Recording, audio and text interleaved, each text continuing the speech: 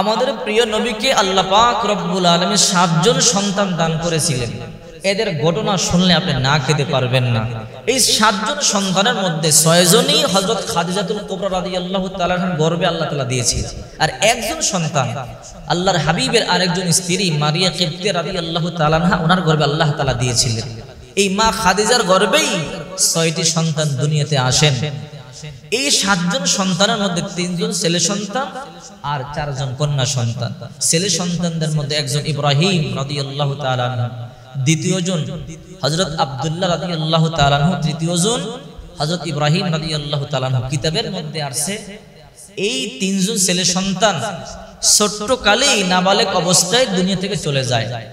একজন একটু বড় হয়েছিলেন হযরত কাসেম রাদিয়াল্লাহু তাআলা আনহু, যিনি ঘোড়ার পৃষ্ঠে সওয়ার হতে পারতেন।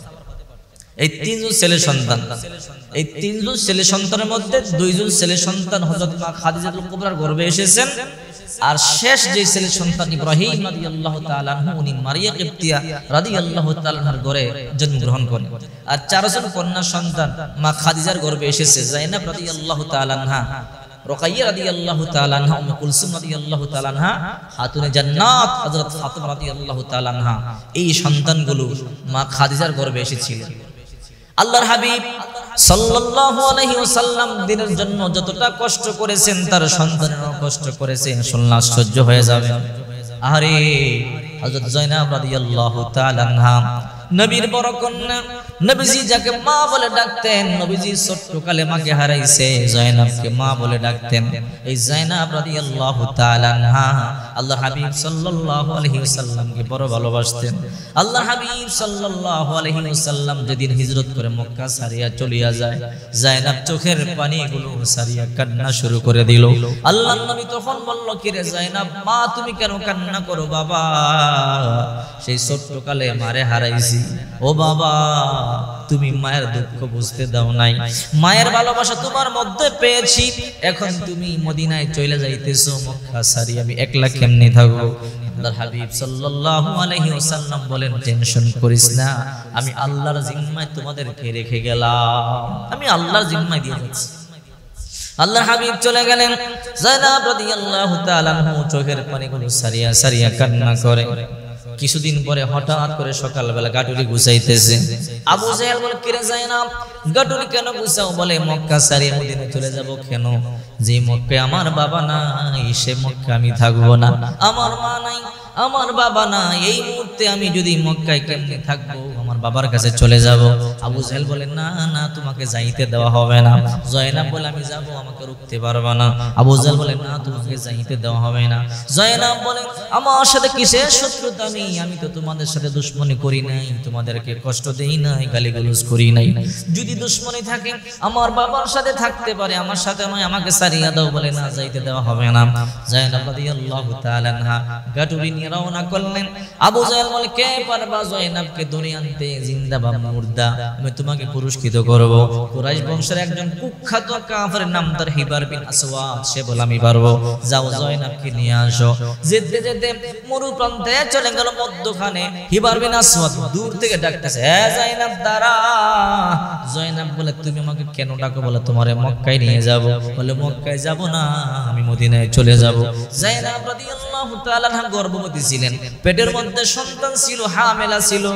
হিবার বিন আসওয়াদ বলে, যায়েনব চল মক্কায় চল। বলে, না, মক্কায় আমি যাব না, মদিনায় চলে যাব। ও জোরাজুরি করলেন। যায়েনব রাদিয়াল্লাহু তাআলা আনহা বলে, না না, আমি মদিনায় চলে যাব, আমি আমার বাবার কাছে যাব। যে মক্কায় আমার মা নাই, যে মক্কায় আমার বাবা নাই, ওই মক্কায় আমি কেমনে থাকবো, কার কাছে থাকবো? এই কথা বলতে দেরি হিবার বিন আসওয়াদ এত বড় জালেম, খঞ্জর নিয়ে যায়েনব রাদিয়াল্লাহু তাআলা আনহার পেটের মধ্যে মেরে দিলেন।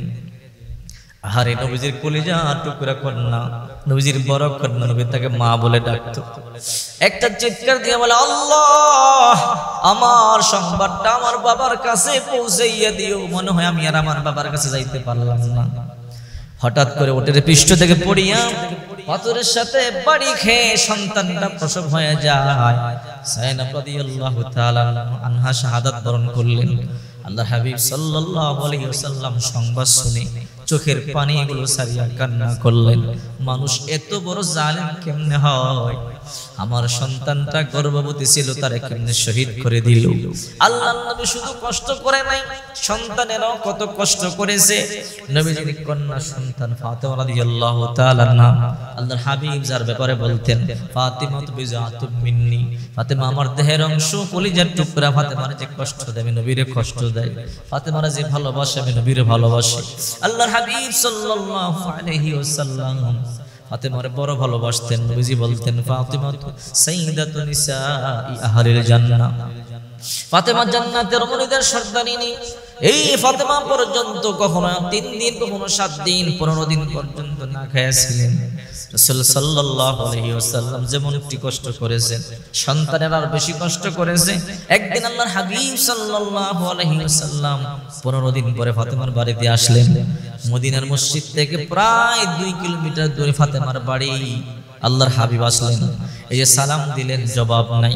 আরে ফাতেমা আমি তোমার বাবা, 3 বার বলবার পরে ফাতেমা জবাব নিলেন, ও মা দরজা খোলো। বলে বাবা আমি উঠতে পারি না, আমি আপনার সামনে আসার মতো কাপড় আমার নাই।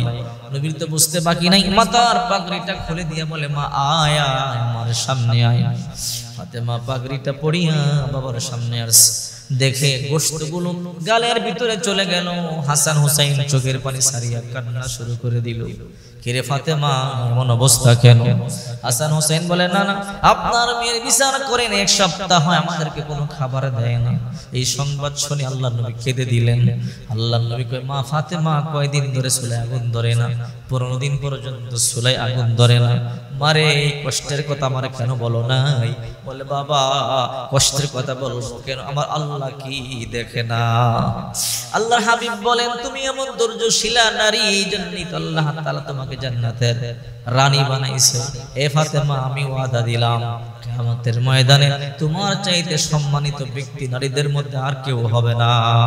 এই ফাতেমা খাতুনে জান্নাত, জান্নাতের মুরিদের সর্দারিনী। ওই ফাতেমা পর্যন্ত 7 দিন 15 দিন পর্যন্ত না খেয়েছিল, শুধু পানি খেয়েছিল। অথচ ফাতেমা চাইলেই জান্নাত থেকে আল্লাহ তাআলা তার জন্য খাবার পাঠাইয়া দিত। চিন্তা করে দেখেন আল্লাহর হাবিব সাল্লাল্লাহু আলাইহি ওয়াসাল্লামের প্রতিটা সন্তান বড় কষ্ট করেছে। আল্লাহর নবীর 3 ছেলে সন্তান যখন জন্মের পর দুনিয়া থেকে চলে গেল নাবালক অবস্থায়, মক্কার কাফের গুলো বলতে লাগলো মুহাম্মদ লেস কাটা আবতার, অর্থাৎ নির্বংশ। মুহাম্মদ সাল্লাল্লাহু আলাইহি ওয়াসাল্লাম যখন মরে যাবে তার বিটে বাড়ির মধ্যে লাইট বাতি জ্বালাইবার মতো আর কেউ নাই। নবী আমার চোখের পানিগুলো সারিয়ে কাঁদে, আমার ছেলে নাই বলে মক্কার কাফেরেরা আমারে বদশনা দেয়, লেস কাটা বলে। আল্লাহ তাআলা সূরা কাউসার নাজিল করলেন, ইন্না আ'তাইনাকাল কাউসার ফাসাল্লি লিরাব্বিকা ওয়ানহার ইন্না শানিআকা হুয়াল আবতার।